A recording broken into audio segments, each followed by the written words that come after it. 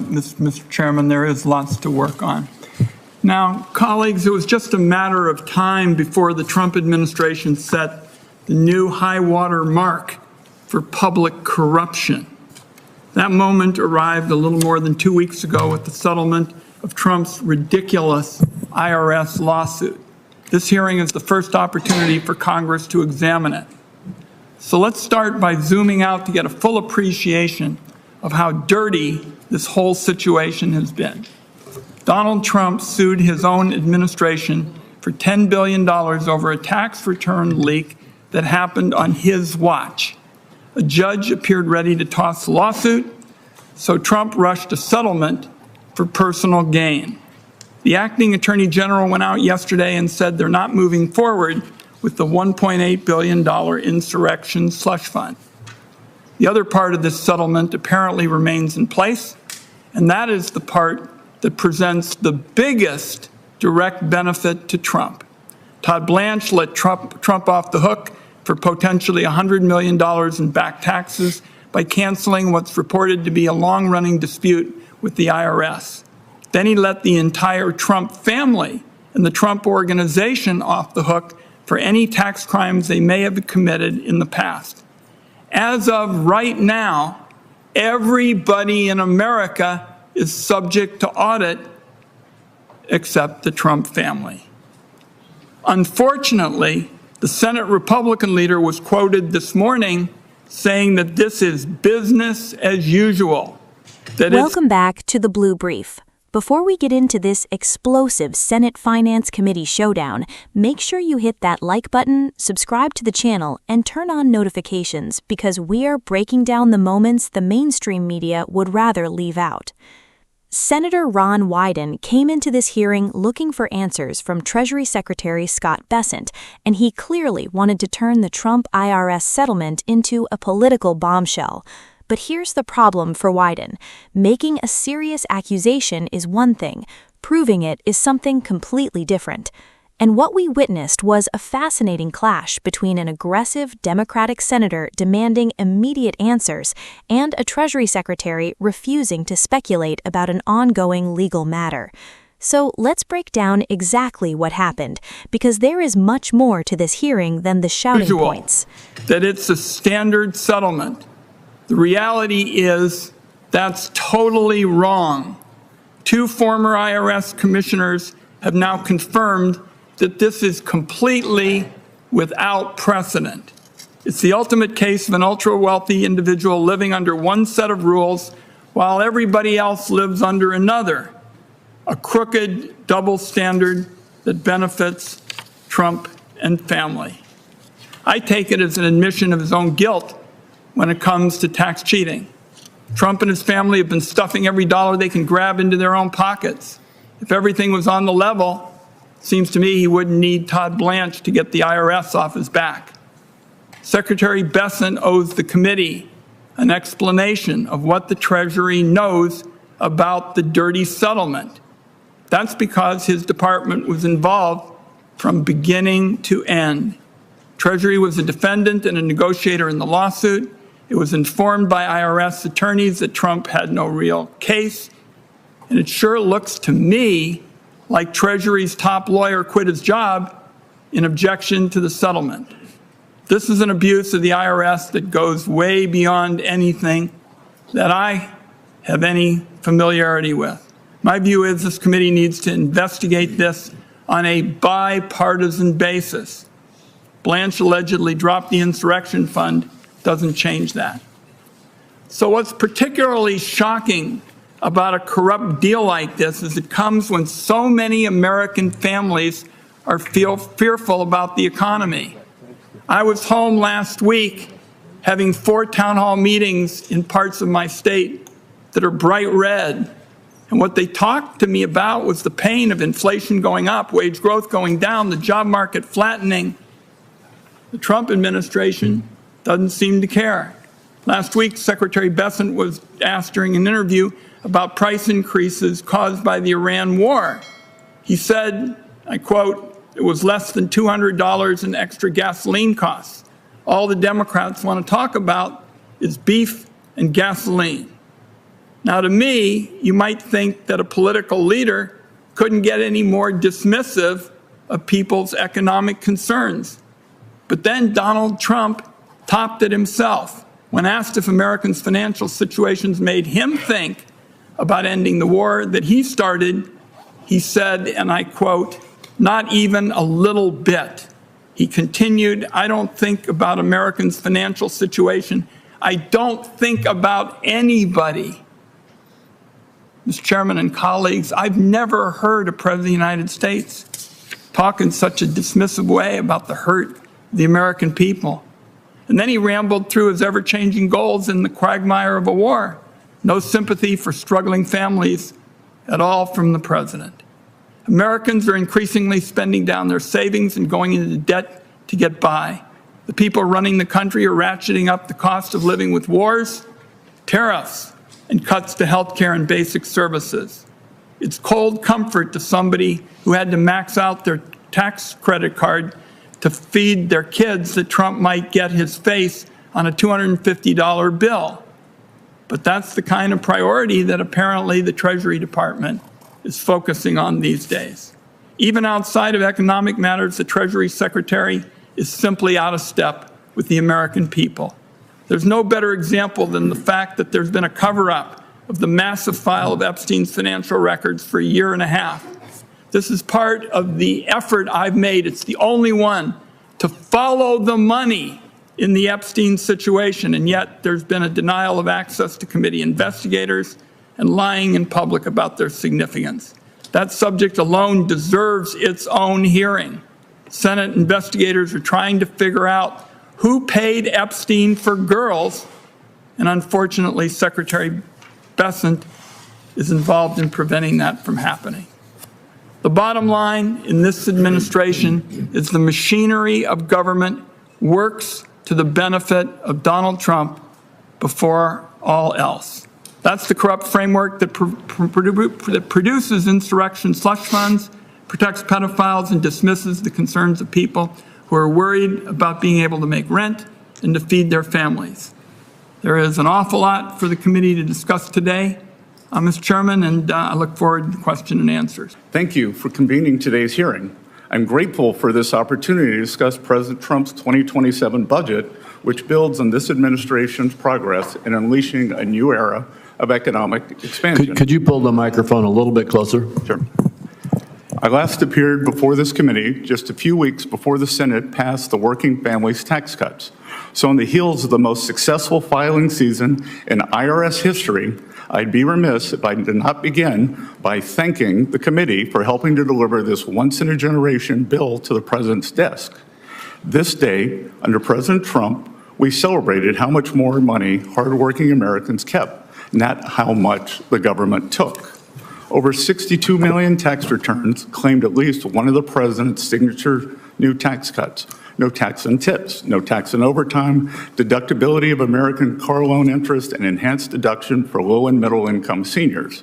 All told, the average refund increased by over 11%, with refunds increasing by 18%. But as important as what this legislation achieved is what it prevented. If opponents of the working family tax cuts had their way, our economy would have absorbed the largest tax hike in its history, over $5 trillion. 90% of American taxpayers would have seen their standard deduction slashed, while 40 million families would have seen their child tax credit halved. Instead, this committee held the line, and the American people had a better tax day because of it. Notably, President Trump's pro-growth policies don't stop at putting more money back in the pockets of working middle-class families. They extend to placing the American dream within the closer reach of their children. For context, nearly 40% of Americans have no exposure to our great U.S. equity market, no stake in the companies they helped to build. Trump accounts represent a profound reimagining of that arrangement. They will ensure that every American child can benefit from private ownership and compound growth, that every American child, in short, is born a shareholder. To date, nearly 6 million Trump accounts have been opened, with 1.4 million eligible for the $1,000 seed contribution. Of course, As his tax cuts deliver relief for working-class Americans, President Trump's economic agenda is bolstered by two other distinct but reinforcing levers: trade and deregulation. Let me briefly address both in turn. Wyden opened by portraying the Trump IRS dispute as one of the most outrageous examples of government corruption in American history. His argument was straightforward. Trump sued the government over the disclosure of his tax information. The case eventually moved toward a settlement, and Wyden believes that settlement could have provided extraordinary benefits to Trump, his family, and his businesses. That is a serious allegation. But here's where I think conservatives need to slow down and separate facts from political theater. If there really was an improper agreement giving special treatment to President Trump, Congress absolutely has the right to investigate it. Nobody, including a Republican president, should receive a secret exemption from the law. But if the settlement was legally authorized, then the American people deserve to know that too. And that's where Scott Bessent's testimony becomes important. Wyden repeatedly demanded a simple yes or no answer about whether alleged IRS audit protections for Trump and his family remained in effect. Bessent refused to give him that answer. Instead, he repeatedly cited ongoing litigation and explained that the Justice Department was handling the government's legal representation. Now, Wyden clearly wasn't satisfied. He pressed harder. He asked who originated the decision. He questioned whether Treasury had referred the relevant tax disputes to the Justice Department. He brought up an alleged IRS memo prepared by career attorneys. He demanded records concerning Treasury contracts, and he questioned the timing of several government decisions. From Wyden's perspective, he was building a chain of circumstances that he believes deserves congressional investigation. And frankly, here's the part where I agree with Wyden on principle. Congress should investigate government decisions when there are legitimate questions about how taxpayer money and federal authority are being used. But investigating something is not the same thing as proving corruption. That distinction matters. Throughout the hearing, Bessent maintained that he could not provide additional details because litigation was ongoing. To his critics, that looked like stonewalling. To supporters of the administration, it looked like a Treasury Secretary refusing to publicly discuss confidential legal matters simply because a senator demanded an answer on television. And that difference is the heart of this confrontation. Then Bessent shifted the conversation toward the Trump administration's economic agenda. And this is where the hearing became much bigger than one IRS dispute. Bessent pointed to tax reductions, increased refunds, manufacturing investment, deregulation, and policies designed to put more money into the hands of working Americans.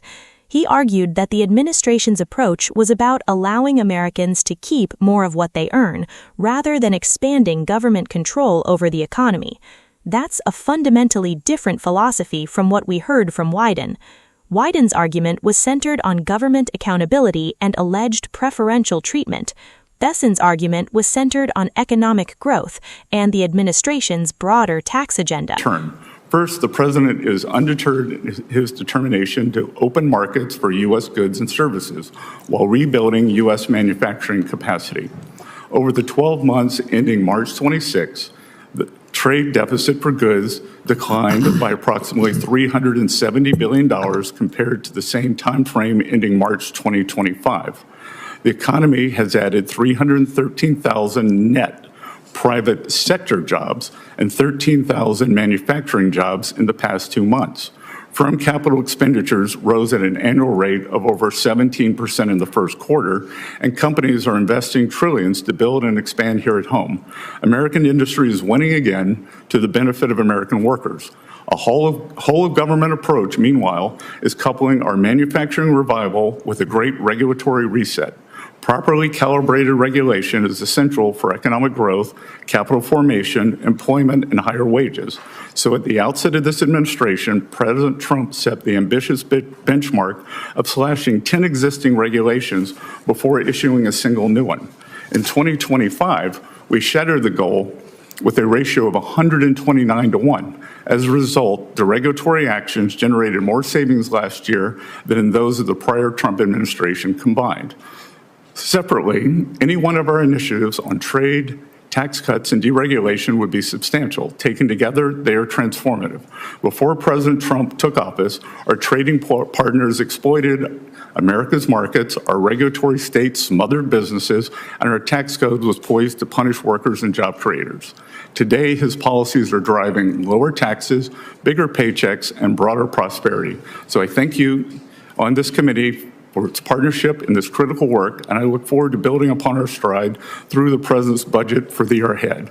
Thank you. And I had hoped to keep this in terms of the economy. Senator Wyden has mendaciously slandered the Treasury building in an attempt to cover up his son having an investment meeting with Jeffrey Epstein to ask for funding. Thank you. Mr. Chairman? Yes. Let's be clear here. Nobody is interested in the ramblings of a capo in the most corrupt regime in American history. We want to get some facts about this deal. That's what we're here for. Thank you. Well, thank you, and I will ask my questions first today. And we would like to hear what Adam Wyden and Jeffrey Epstein talked about. Your son's largest investment position was Rick's Cabaret. So did your son and Jeffrey Epstein talk about pole dancing as he begged him for money using your limited credibility? Should I just proceed? As we've done throughout this matter, the Department of Treasury is following the direction of the Department of Justice. And as you noted, Acting Attorney General Todd Blanche testified yesterday that the government will not be moving forward with the fund. We intend to comply with that direction. I do not have any additional details into what that means at this time, but I will note that even with the Acting Attorney General Blanche's statements yesterday, this matter is still subject to ongoing litigation, so I'm unable to comment further on it. As with all department litigation, the Department of Treasury and the IRS were represented by the Justice Department, so any additional questions about the settlement or the fund should be addressed to the Justice Department and Acting Attorney General Todd Blanche.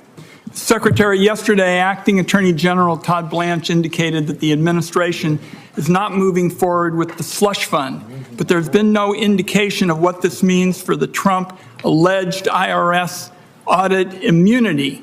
So my first question is, does the IRS audit immunity given to Trump, his family, and his businesses still stand? I'd like a yes or no answer to that. You didn't ask me the question. You can't tell me how to answer it. So, I got five minutes. I'm going to use them for these questions. You're using up your time now, sir. As I said, I am unable to comment with this ongoing litigation. Okay. So that we understand what's at stake here, this immunity deal is the biggest scam against the taxpayer in American history. And Americans are going to pay taxes, and Trump and his clan won't. So we'll start with that. Now, my second question is, every president's tax return gets audited, Mr. Secretary. Who originated the May 19th addendum canceling Trump's audits? Was it Trump, DOJ, or Treasury? Again, sir, as Albert Einstein said, doing the same thing and expecting a different answer is the definition of insanity. You've given no answers on this subject, and that's why I'm going to ask these questions. And because, as I said, there's ongoing litigation. Does the DOJ have the authority to settle a tax dispute unilaterally?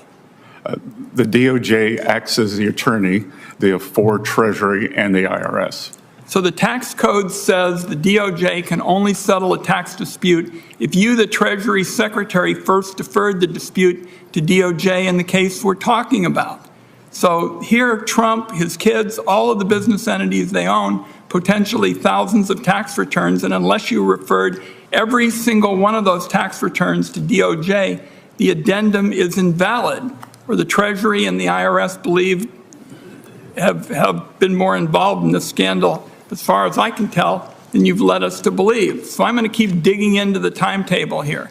Career IRS attorneys wrote a 25-page memo preparing defenses against Trump's lawsuit, and they recommended DOJ move to have Trump's lawsuit dismissed. The IRS reportedly gave this memo to Treasury officials in April before the settlement. Did you see that memo? Again, there's continuing litigation, and I'm unable to answer. Will you provide this committee with a copy of the IRS memo? Again, there's continuing litigation. Mr. Chairman, I'm going to continue my questions, but I would like to ask you now to authorize the 6103 waiver and for Mr. Besson to waive the attorney-client privilege, which I guess is part of what he's up to. I will not, I'm not quite sure what you're asking, but I will not agree to ask him to waive his attorney-client privilege. So the way we're going to get to the bottom of it is to have the committee look at these matters in a bipartisan way, and I'm just going to continue with the questions that highlight my argument. The Biden administration prosecuted Charles Littlejohn, the Booz Allen contractor who leaked Trump's tax returns. Booz Allen, which helped with the prosecution, held contracts with the Treasury Department for years. 3 days before Trump filed his lawsuit this year, you abruptly canceled all the contracts.